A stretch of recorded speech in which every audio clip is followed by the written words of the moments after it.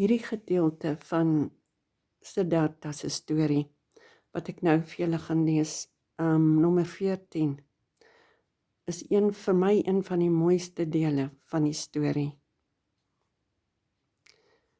Today we will hear the teachings from his own lips, said Govinda.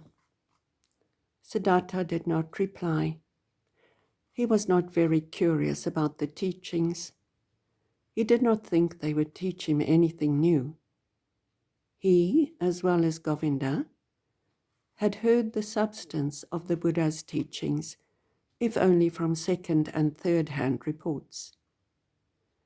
But he looked attentively at Gautama's head, at his shoulders, at his feet, at his still downward hanging hand, and it seemed to him that in every joint of every finger of his hand there was knowledge.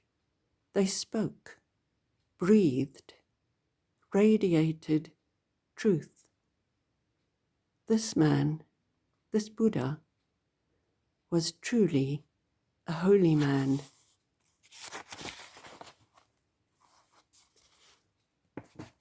He was truly a holy man to his fingertips.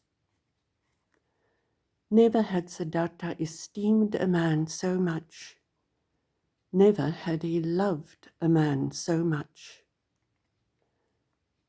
They both followed the Buddha into the town and returned in silence. They themselves intended to abstain from food that day. They saw Gautama return, saw him take his meal within the circle of his disciples.